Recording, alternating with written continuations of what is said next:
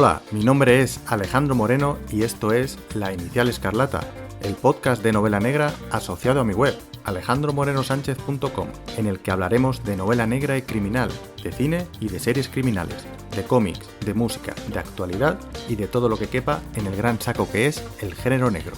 Ahora pasa, toma asiento y relájate, que estamos a punto de empezar.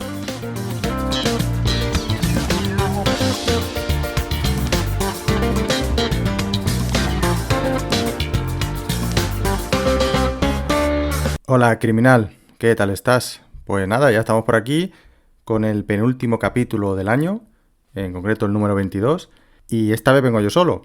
Bueno, yo solo no, también está Daniel, que traerá su sección de criminales por el mundo, pero quiero decir que no hay ninguna entrevista. Las dos últimos anteriores han sido con Paz Velasco y con Blas Ruiz Grau, y hoy vengo yo solo con un tema que espero que te guste, porque es un tema diferente. Te explico. Bueno, mejor te lo explico en su momento. Y bueno, además de la sección principal, que ya habrás visto en el título que la he titulado algo así como recursos narrativos típicos de las historias criminales, más o menos. También te voy a traer un libro, una novela negra kinky, que me gustó mucho, leí hace poco, de Paco Gómez Escribano. Y bueno, y Daniel vendrá con sus criminales por el mundo y esta vez nos lleva hasta Suiza. Así que espero que te guste el programa de hoy. Y antes que nada, muchísimas gracias por estar ahí y si es tu primera vez, pues bienvenido y pasa, ponte cómodo que estamos a punto de empezar. Y solo recordarte que La Inicial Escarlata la puedes encontrar en las principales plataformas de podcasting, ya sea iVoox, Apple Podcasts, Spotify, Podimo, Google Podcasts, YouTube, donde quieras. Y no te olvides de suscribirte a la que prefieras, para así te va avisando cada vez que hay un programa nuevo, que normalmente es cada 2 semanas. Pero bueno, con tantas cosas que tenemos por hacer, pues se nos olvida. A mí me pasa igual. Así que tú suscríbete y te avisará la aplicación en cuestión. Y nada, yo creo que podemos empezar con el tema principal.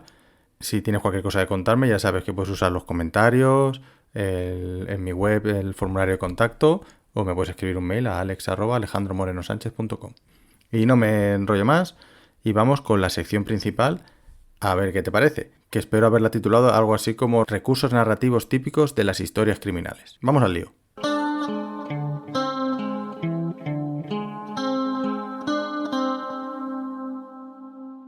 Y como sección principal, hoy he pensado en traerte un tema que puede ser de interés tanto si eres solo lector o también escribes, que imagino que si escribes pues conocerás todo esto que te voy a contar ahora. Y es que lo digo porque cuando yo empecé a escribir y empecé a darme cuenta y a analizar los libros, empiezas a darte cuenta de que las cosas no se hacen porque sí, sino que se van haciendo. Los recursos que utilizan los escritores y, bueno, escritores, guionistas, cualquier tipo de obra, pues tienen sus fundamentos, no se hacen al tuntún. Entonces, hay un montón de recursos narrativos que son comunes a todas las historias. Por ejemplo, la introducción, nudo y desenlace suele ser la estructura típica de casi todas las novelas, películas, series, en otra medida, claro. Entonces, quería traerte aquí los recursos que se suelen utilizar en las historias, sobre todo criminales, aunque muchos son comunes a otro tipo de historias, pero hay otros que son, pues casi siempre son específicos de este tipo de historias que tanto nos gustan, y entonces pues me gustaría ponerle el nombre y explicarte qué es y por qué se usa, y bueno, y eso, analizar un poquito las historias desde la parte del creador, por así decirlo. No, intentaré hacerlo no muy aburrido ni muy largo porque sé que puede llegar a ser un coñazo si no te interesa, pero creo que puede resultar divertido. Entonces, básicamente, a ver si al final lo he titulado así, que era como recursos literarios típicos de las historias criminales. Y empezamos por el principio, obviamente, que es el narrador. O sea, ¿qué tipos de narrador te puedes encontrar y por qué se eligen unos u otros? Así, lo más normal es tener un narrador omnisciente, o sea, uno que lo sabe todo lo que ha pasado en la historia y te lo cuenta según le interese, o el narrador que sabe las cosas parcialmente, ¿no? Que es que puede saber lo que saben los personajes o realmente no sabe nada y solo te está contando lo que está pasando en ese momento sin hacer juicios de valor, sin nada, simplemente describiendo. Lo más normal sobre todo en las historias criminales, porque suele haber un misterio o así, suele haber cosas que para indagar, es que el narrador no lo sepa todo. Pero bueno, esto al final no hay una manera exacta de hacerlo, cada uno lo hace como quiere, pero lo que se suele hacer es pues que el narrador tiene el punto de vista de alguno de los personajes y según el capítulo o el personaje que lo interprete, pues sabe lo que sabe ese personaje, lo que está viendo y ya está, y poco más. Y lo que saben los demás lo descubres a la vez que el personaje lo descubre. Luego, el que es omnisciente lo sabe todo y se esconde cosas. Entonces ese a veces puede resultar ser un poco tramposo o incluso difícil porque ¿qué te esconde? O sea, ¿por qué no te lo ha contado todo desde el principio y ha estado ahí durante 500 páginas guardando el secreto? Por eso digo que creo que en este caso, en este tipo de novelas, suele ser mejor uno que semi-omnisciente, que no, que sabe solo desde el punto de vista de los personajes y así eso da pie a que se vayan adivinando pues las cosas, descubriendo las cosas. Y muy relacionado con el narrador, pero no es lo mismo, es el punto de vista. Es decir, tú puedes tener un narrador que te lo narre en primera persona, porque es un personaje más. O puede, pero no tiene por qué ser un personaje más, puede ser que te lo esté contando porque se lo ha contado a alguien, o que lo esté viviendo en segunda persona. Por ejemplo, se me viene ahora mismo a la mente en Sherlock Holmes, Watson, las novelas son en primera persona, el narrador es él, pero él cuenta todo lo que ve cuando está presente él con Sherlock. Él no está dentro de la cabeza de Sherlock. Entonces es como si nosotros como lectores estuviéramos viendo a Sherlock Holmes hacer sus cosas, desaparecer y de repente vuelve y te cuenta cómo lo ha averiguado, pero tú no lo sabes. Entonces es una manera buena de ir averiguando los misterios. Que te guste más o menos ese tipo de novelas, pues eso es otra cosa. Pero es así como se utiliza. Si estuviéramos todo el rato dentro de la cabeza de Sherlock Holmes, pues bueno, no sé cómo sería yo eso, una novela así, viendo su lógica, si lo hicieran bien, pues a lo mejor podría ser muy interesante. Y a lo mejor incluso hay novelas que están hechas así, desde la parte de Sherlock Holmes. Por ejemplo, otro desde el punto de vista del protagonista sería pues Philip Marlowe, el protagonista de las novelas de Raymond Chandler, que eso siempre es en primera persona, entonces vamos sabiendo en todo momento lo que va averiguando el protagonista, que es en este caso también el narrador. Luego, cuando se utiliza la tercera persona, suele ser que suele ser un narrador, digamos, impersonal, ¿no? Que no es nadie, así. Pero bueno, que tampoco son reglas que se suelen seguir al 100%. Luego también hay otra cosa, que es el tiempo que se utiliza, el tiempo verbal. Puedes estar haciéndolo en pasado o en presente, incluso en futuro. Entonces, en presente es más inmediato porque vas enterándote de todo al momento. Lo normal es utilizar el pasado simple, pero depende. O sea, depende de lo que tú quieras conseguir como autor. Si tú quieres darle más suspense, pues a lo mejor utilizas el presente porque es que estás ahí como si estuvieras viéndolo y sobre todo si utilizas el presente en primera persona, pues más, estás más metido como lector.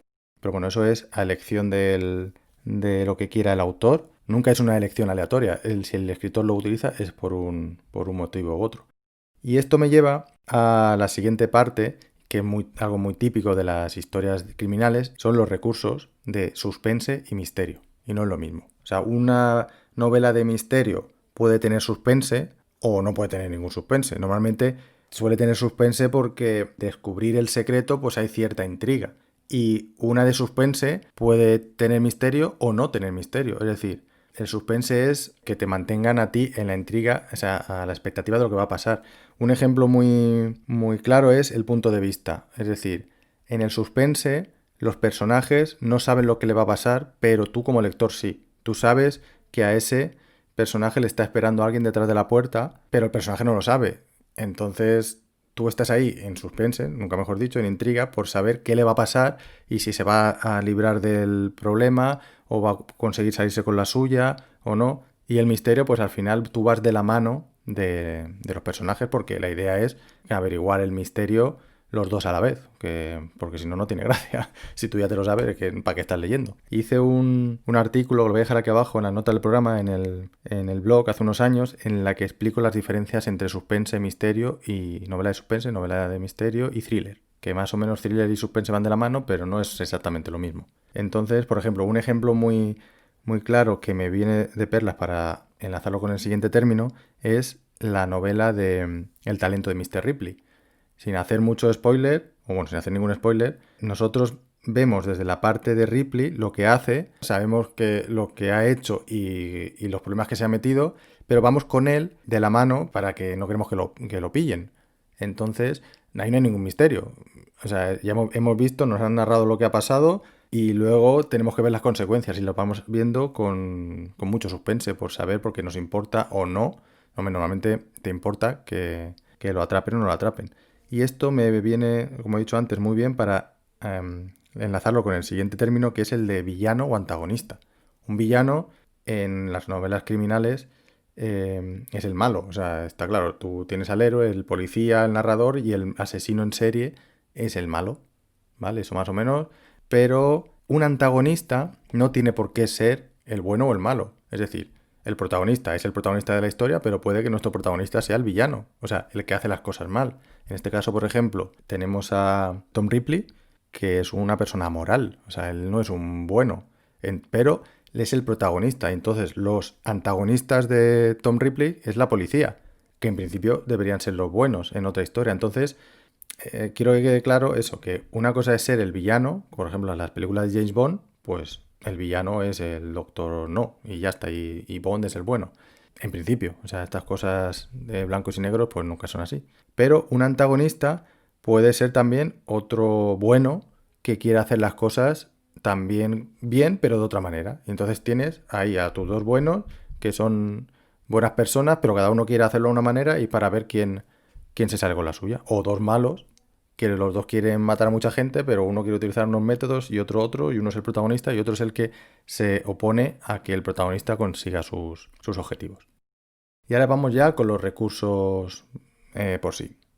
Una cosa muy típica, que la habréis oído un montón de veces y la habrán contado en un montón de sitios, pero es pues el cliffhanger. Un cliffhanger es lo típico que se utiliza en las historias criminales o en los libros para terminar los capítulos o en las series para engancharte al final del capítulo que tengas que esperar a la semana siguiente a ver cómo se resuelve el problema. Y literalmente significa colgar de un precipicio y es que tú dejas a tu protagonista en una situación de peligro que dices, bueno, ¿cómo va a salir de ahí? O sea, es imposible. O le dices, no sé, el yo soy tu padre y ¡pum! Te cortan la película y te tienes que esperar a la tercera parte para enterarte cómo ha sido eso, que por qué.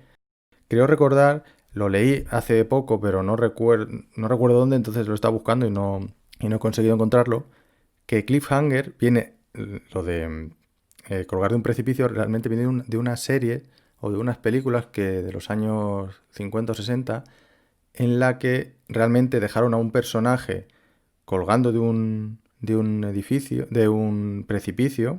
Fue una solución que tuvieron. Me suena que iba con un coche, o sea, el coche se iba a saltar por el precipicio y saltó el protagonista del coche y se quedó ahí. Era como... Y claro, tuvieron que esperar. Antes se hacían en los cines pases como ahora en las series. Eran seriales de estos que tenían que esperarse pues una semana o un mes. Y claro, cuando volvían, pues a lo mejor decía, ah, sí, se ha librado, porque el coche ha explotado, pero el protagonista ya no estaba en el coche, cosas así. Pues eso es un cliffhanger y es muy típico del thriller, por ejemplo. Acabas en alto el capítulo para que el lector diga, joder, y ahora tengo que seguir leyendo aquí, o sea, es un pasapáginas, ¿no? Que se dice.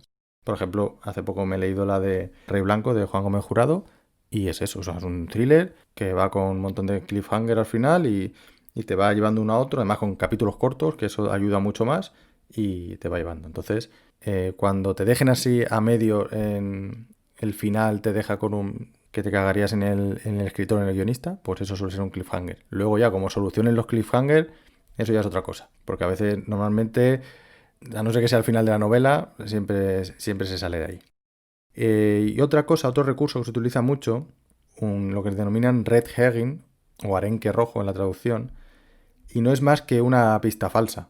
O sea, es decir, aquí el lector, el escritor te pone una pista para que tú pienses, pues a lo mejor por ahí no sé, ese ha dicho que tuvo un hijo y el hijo y este no tiene padre, a lo mejor es que ese es su padre y tal, pero luego esa pista no tiene, o sea, la sigues y es un callejón sin salida, es como claro, porque imagínate que estás leyendo una novela y va todo seguido, es decir, no hay intriga, no hay desvío de camino en el que tienes que volver o varias pistas. O sea, eso es un recurso muy utilizado que es pues para darle vidilla a la narración, porque si no sería bastante aburrido. Y al revés, o sea, lo contrario, por así decirlo, de un red herring, que es una pista falsa, tenemos lo que se le llama el arma de Chekhov, que era un dramaturgo ruso muy bueno. Yo he leído un par de relatos suyos y escribía, la verdad que el tío escribía súper bien. Y lo que cuenta lo del arma de Chekhov es que si en el primer acto de tu historia aparece un arma colgada de la pared, en el tercer acto, o sea, al final de la historia, ese arma tiene que ser disparada. La idea de esto es que no pongas cosas por poner. Es decir, si pones algo ahí, no, o sea, no enseñes, mira, qué bonito caballo me he comprado. Estás así hablando del caballo un montón de tiempo al principio y luego el caballo ese ni aparece otra vez ni nada. O sea, dices, pues ¿para qué me has estado aquí contando cosas estas? Entonces, un ejemplo que vais a entender todos es en James Bond. Recurro otra vez a James Bond. Y sabéis que siempre pasa en las películas de James Bond, cuando al principio de la misión llega al laboratorio y el científico le presenta un montón de cachivaches nuevos, ¿no? Y de repente hay uno que dice, ¿y esto? Y dice, esto no sé, pues me aburría y he hecho este bolígrafo explosivo. Yo llévatelo por si acaso. Claro, el por si acaso eso es el arma de Chekhov, que luego, casualmente, al final de la película, en el último tercio, le vendrá de perlas a James Bond para salirse del problema en el que esté. De repente se acordará que tiene el boli ese y lo presionará, explotará y se salvará. Pues eso es el arma de Chekhov, es decir, no metas ahí el boli ese, pues si luego no va a volver a usarse, o sea, es una tontería. Luego, por ejemplo, otra cosa parecida que va en relación con las pistas, pero no son pistas, son lo que se llama, siempre son palabras en inglés, un foreshadowing, que es como un presagio, un presentimiento. Y es algo que el actor, el actor no, bueno, el actor si es una peli o el protagonista si es un libro, alguien dice un presentimiento de algo que puede llegar a pasar, que no tiene por qué pasar, pero en muchos sentidos acaba pasando. Entonces es algo con lo que la historia estará siempre presente bueno, es que si pasa esto, tal, como un peligro constante, o como algo que como puede terminar la historia. Y os voy a poner también, o sea, no tiene nada que ver con el red herring, o sea, esto es un recurso como que intenta adelantar lo que podría ser si la cosa sale mal. Entonces os voy a poner un ejemplo que no es de una novela criminal, pero es de una de mis mejores novelas, del mejores que más me gusta, mejor dicho, y que es El Señor de los Anillos.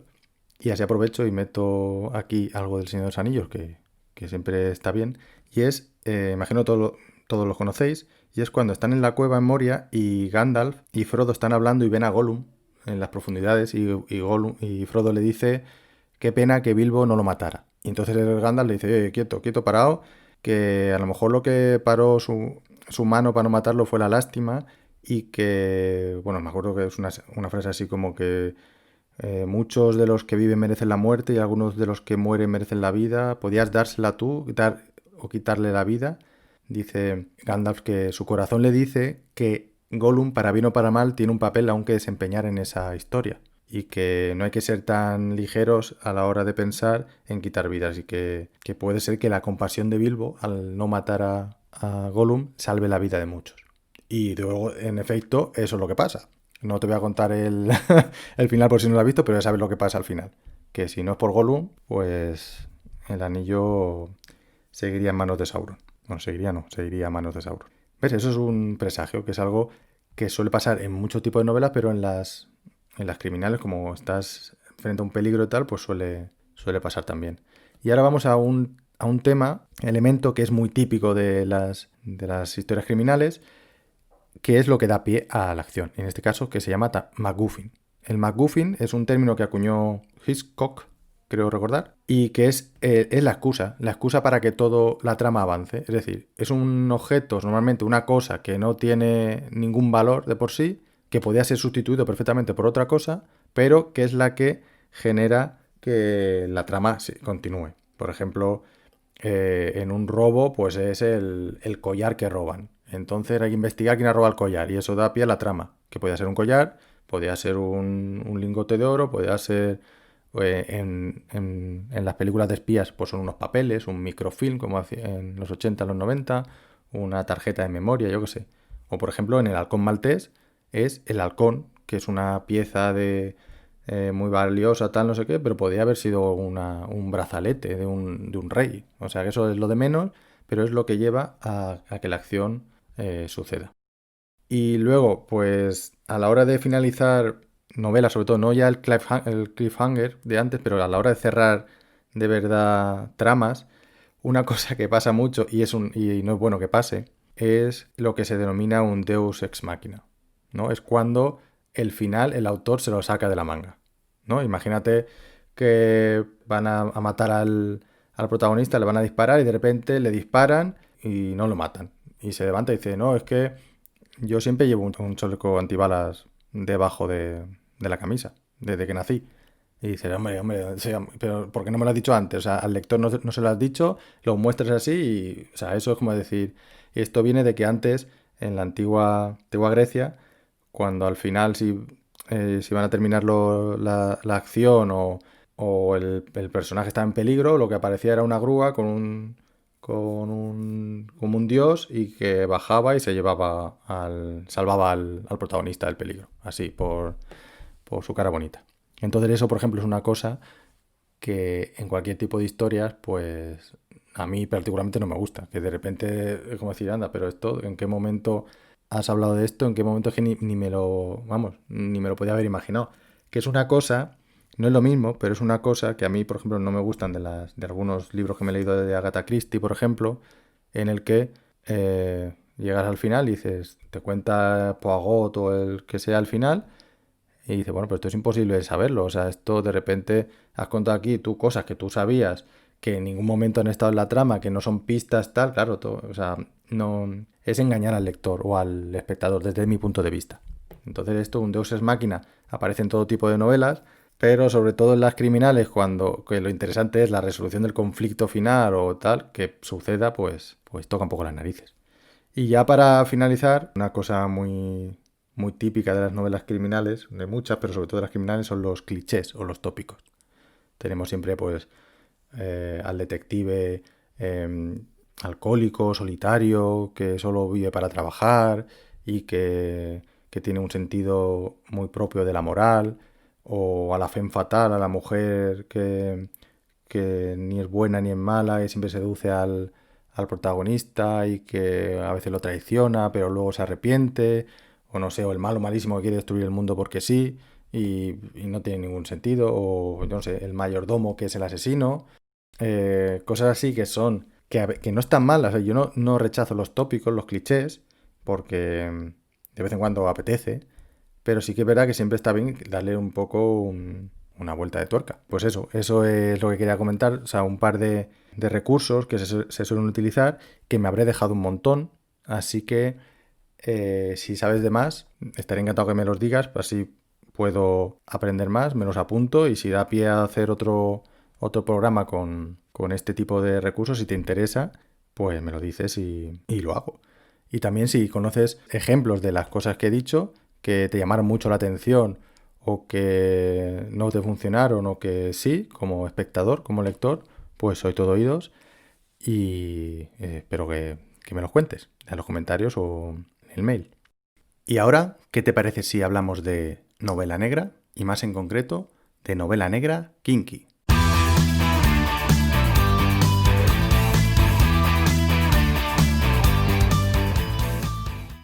La novela negra de la que te voy a hablar hoy es una novela negra denominada kinky porque es marca del autor y el autor no es otro que el gran Paco Gómez Escribano y la novela es Cuando gritan los muertos, una novela publicada por la editorial Al Revés que me sorprendió mucho para bien y no tenía ni idea de qué iba y por eso te la traigo aquí porque creo que es una novela muy recomendable por cómo está hecha, por lo que cuenta y por todo.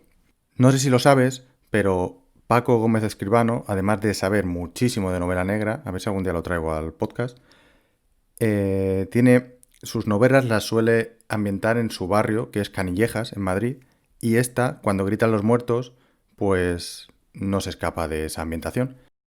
Y la historia cuenta la salida del Cookie, un tipo chungo del barrio que ha estado 10 años en la cárcel y antes estuvo 5 años en coma porque el último golpe salió mal. En ese golpe murieron sus amigos, su panda con los que cometía las fechorías, y solo uno quedó vivo, pero jodido porque sin una pierna. Entonces, al salir, después de esos 15 años, el Cookie se da cuenta de que el barrio no es el mismo, de que todo ha cambiado. Estamos, yo diría que a principios del 2010, por ahí más o menos, por esa época, en el atraco que lo llevó a la cárcel, le dispararon creo recordar que era la cabeza, entonces le tuvieron que operar, pasó 5 años en coma y tiene lagunas mentales. Entonces él no se acuerda de prácticamente nada, tiene recuerdos borrosos que cuando vuelve al barrio, pues tiene que empezar a redescubrir ese nuevo barrio y acordarse de lo que pasó y todo. No conoce las caras de la gente. Y lo bueno, una cosa que me gusta de la novela, además del lenguaje que utiliza Paco, que está muy bien escrito y es un lenguaje muy kinky, así, ¿no? Muy. Pues los personajes. El personaje que lo narra todo es el Mochuelo, que es otro chaval del barrio que también no hay, que era hermano de uno de los amigos del Cookie que murió en aquel atraco. Y siempre había tenido al Cookie como alguien a quien idolatraba, ¿no? Como son más pequeños. Y entonces la historia la cuenta él, el Mochuelo. Y está guay porque va contando cuando está con él, con el Cookie o cuando incluso cosas que le pasan al Cookie sin estar él, que tú piensas, pues ¿cómo lo ha sabido? Dice, bueno, es que da igual, no es importante que sepa cómo ha sabido lo que hacía el Cookie o dejaba de hacer, es eso. Entonces, hay una frase en la novela que resume muy bien cómo empieza, o sea, cuál es el leitmotiv, el punto de partida de la novela. Y dice algo así como, salir del trullo es un problema, sobre todo si no tienes nada ni a nadie porque tus padres han muerto, la mayoría de tus amigos han muerto y el mundo que conocías ya no existe. Entonces la novela está muy bien porque cuando el Cookie empieza a recuperar la memoria y se va encontrando con diferente gente y se encuentra con el Tente, que es su amigo que en aquel atraco perdió una pierna, entonces se empieza a saber qué es lo que pasó, por qué han llegado a esa situación y entonces pues no te voy a contar más para no entrar en spoilers, pero a mí me ha gustado mucho el tratamiento que hace del barrio, de las distintas personalidades. Yo no he vivido en un barrio así periférico de una gran ciudad, pero me puedo imaginar más o menos el tipo de personajes que nos narra, además muy bien Paco Gómez Escribano, los describe súper bien, y estás allí, o sea, te sientes que estás en ese barrio y pues está lleno de yonkis, hay prostitutas, hay proxenetas, hay camellos, hay jubilados, o sea, todo ese tipo de gente que ronda sobre todo los bares, que al final los sitios donde suelen ir, suceden las cosas, suelen ser bares. A mí, por ejemplo, cuando lees algo, siempre te recuerda a algo, ¿no? O yo que sé, un recuerdo de la infancia, algún sitio. A mí, esta novela, cuando la leía, me acordaba mucho de un grupo que yo escuchaba cuando era más joven, que eran Los Porretas, y es que era leerlo y escuchar, y se me venían canciones a la cabeza de este grupo, tipo también tienes a Barnin o Rosendo o Extremo Duro, pues me venían todas esas canciones, pero no sé por qué, sobre todo los porretas, imagino porque son de un barrio de Hortalezas, que es cerquita de donde se ambienta la novela, que es en Canillejas. Pues me gustó mucho porque era como, y además se lee súper rápido, no es una novela muy larga, será unas 200 páginas, y mola mucho porque está el misterio de saber lo que pasó y una vez que se descubre, pues está el suspense de saber y ahora qué va a pasar. Entonces eso lo ha conseguido, el ritmo narrativo está muy, muy conseguido y bueno, y los personajes molan mucho, todos los que salen, o sea, los buenos, los malos o los menos buenos, los menos malos, no sé, todo eso. Entonces yo lo recomiendo un montón y si además te gusta, luego Paco tiene, creo que casi todas sus novelas las ambienta en Canillejas. Yo solo he leído esta, pero quiero leer más. Pero sé que tiene, por ejemplo, la novela Yonki, Lumpen y Manguis, solo con los nombres. Ya, y creo que todas están ambientadas en Canillejas. Y luego la última que ha sacado, 5J, que creo que también está ambientada en Canillejas. Así que es una buena manera de ir a otros sitios, otros barrios, otro tipo de novelas negras no protagonizadas por policías. En este caso, aquí los policías son corruptos. Entonces, protagonizada por delincuentes y gente de a pie, normal. Entonces eso le da un plus que a mí me gusta mucho, la verdad. Así que yo te lo recomiendo mucho y si la lees y te gusta, pues dímelo. porque estoy seguro de que hay muchos. De hecho, Paco con esta novela creo que ganó el Negra Inmortal, la mejor novela negra del 2019, creo recordar. Pero, por ejemplo, con Manguis, la anterior, ganó el Nobel Paul 2016. O sea que la calidad la tienes asegurada. Y ahora vamos con un nuevo Criminales por el Mundo con Daniel Pérez Marcos.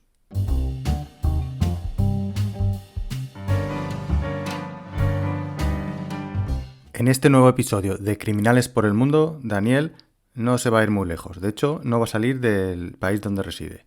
Y bueno, que lo cuente él, que para eso le pago. Bueno, no le pago, pero que lo cuente él mejor. Hola Alex, ¿qué tal?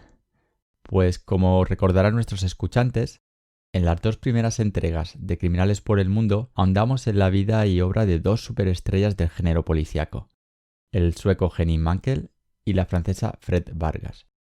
Pues hoy os traigo un autor con menos galones, aunque únicamente debido a su corta trayectoria, porque tiene un galón, pero que brilla como el que más. Así que de París cogemos el TGV, el tren de alta velocidad francés, y en 3 horas y 11 minutos nos plantamos en Ginebra, Suiza. Allí vamos a conocer a nuestro criminal de hoy, el talentoso Joel Dicker, autor del bestseller La verdad sobre el caso Harry Quebert. Joel Dicker nació en Ginebra en 1985, hijo de madre librera y padre profesor de francés. Se graduó en Derecho en 2010, al mismo tiempo que publicaba su primera novela, Los últimos días de nuestros padres. Joel Dicker es lo que yo considero un escritor precoz. Mucho antes de su primera novela, ya había creado su propia revista sobre animales, cuando tenía solo 10 años. Revista que mantuvo hasta la edad de 17. Y en 2012, con apenas 27 años, se convirtió de golpe y porrazo en un autor consagrado. Ese año, con La verdad sobre el caso Harry Quebert, su segunda novela, vendió más de 5 millones de ejemplares. Incluso ha tenido su propia miniserie de televisión. Fue un éxito fulgurante. Algo que, por cierto, le está costando mantener. Y yo creo que le perseguirá siempre porque este muchacho seguramente ya haya publicado el mejor libro de su vida. Porque La verdad sobre el caso Harry Quebert es un libro muy completo. Como él mismo insiste cuando le insinúan que sus libros son novelas policíacas, polares, como se llaman en los países francófonos, sus novelas tienen más de thriller, de suspense, de vidas de personajes que se embarcan en una aventura. Ambientado en un pequeño pueblo de Estados Unidos, La verdad sobre el caso Harry Quebert contiene un libro dentro de otro libro. Un escritor consagrado que alecciona a su pupilo predilecto y un pupilo que quiere escribir un libro exculpatorio cuando a su maestro le acusan de asesinato de la que fue su amante, una adolescente de 15 años. Ha habido algunas críticas que le recriminan que la novela tiene demasiados paralelismos con las de otros autores, en especial La mancha humana de Philip Roth, pero es algo que él nunca ha escondido. Me refiero al hecho de que se haya inspirado en otros autores, incluso que les haya hecho algunos homenajes y guiños dentro del libro. Pero yendo más allá de la intriga en sí, la novela tiene una cadencia muy particular, algo que ya he observado en otros autores suizos. Quizás tenga algo que ver que los suizos son pausados, reflexivos. Es una sociedad que huye del sobresalto y el conflicto permanente. Sí, hay bronca política, pero no es tan cansina ni infantina. No sé si lo sabéis, pero en Suiza se vota, y prácticamente cada domingo. Se vota por cuestiones como si se debe aumentar el permiso de paternidad de un día a 2 semanas, el mismo día que se vota si se compran 40 aviones de combate por valor de 6.000 millones de francos suizos. Una locura. Anécdotas sociopolíticas aparte, volvamos a la Ginebra de Dicker. Y esta vez literalmente, porque si bien su anterior novela, La desaparición de Stephanie Myler, también estaba ambientada en la costa este americana, su nueva novela, que acaba de salir, El enigma de la habitación 622, se desarrolla por primera vez en su ciudad natal. Una historia muy dramática pero creíble, cuyo misterio no se resuelve hasta la última página, la 569. Aunque según he podido oír de las primeras críticas francesas, esta novela queda lejos del nivel de Harry Quebert. Críticas justificadas aparte, yo sigo rompiendo una lanza a favor de este joven autor. A estas alturas de la sección, creo que ya es inútil esconder que Joel Dicker es uno de los pocos autores que me han marcado en los últimos años. Al acabar la verdad sobre el caso Harry Quebert, tuve de nuevo esa sensación mágica de pasar la última página, levantar la vista lentamente mientras aún sigues dentro de la historia, sigues inmerso en ella, sigues viendo sus calles, la fachada del edificio donde se desarrolla la trama, incluso sigues escuchando la banda sonora, los ruidos de la calle, a veces hasta una música imaginaria que tú le pones. Y cuando por fin aterrizas de nuevo en el mundo real, resoplas y exhalas ese ¡wow! En mayúsculas. ¡Qué pelotazo de viaje! Ya me pasó con La sombra del viento, del recientemente desaparecido Carlos Ruiz Zafón. Fue el libro que, por cierto, me devolvió a la lectura, y de eso hará unos 12-15 años. Y me pasó también el año pasado con la primera novela de la saga El silencio de la ciudad blanca, de Eva García Sáenz de Urturi, que os recomiendo fuertemente. Otra cosa que me encantó de Harry Quebert fue cómo Dicker juega con la dualidad autor-personaje, que él mezcla muy hábilmente. Otra cosa es cómo el lector puede interpretar esta ambigüedad. No sabemos si buscada por el autor o imaginada por nuestras retorcidas mentes. ¿Cuánto de reflejo de Joel Dicker hay en Marcus Goldman, el escritor y uno de los principales personajes de la novela, junto a su maestro Harry Quebert? Es algo que queda en el aire, y el epílogo del libro no hace más que aumentar esa ambigüedad. Cierto que no es algo nuevo en la literatura, pero está muy bien ejecutado. En cualquier caso, a mí me parece sublime porque las conversaciones que he podido tener con otros lectores sobre el libro traspasan las tapas de la propia novela para centrarse en el propio autor. Es de esas cosas, léase efecto de marketing o como lo queráis interpretar, que creo que a la larga hace crecer la leyenda de algunos escritores. Y para terminar, y si alguno de nuestros escuchantes ha leído a Joel Dicker, por favor, mandadnos un mensaje y decidnos qué opináis de esa dualidad personaje-autor, porque es algo que me interesa mucho. Si lo encontráis pretencioso, si ya lo habíais visto en otros libros, lo que os venga en gana. Pues esto es todo por hoy, Alex. Por mi parte, me voy a cambiar el contenido de mi maleta, virtual, claro está, porque con la que está cayendo no nos queda otra, y voy a poner ropa algo más veraniega para mi próximo viaje criminal. Pues muchas gracias, Daniel.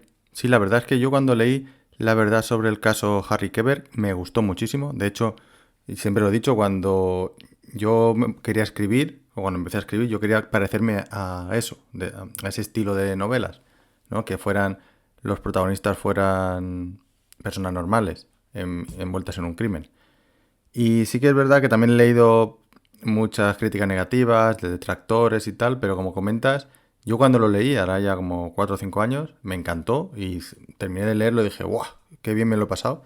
No sé si lo volvería a leer, ese libro en concreto, porque tengo muchísimo para leer y no hay tiempo para todo, pero me quedo con esa impresión, igual que comentas lo de La sombra del viento, me sucedió lo mismo.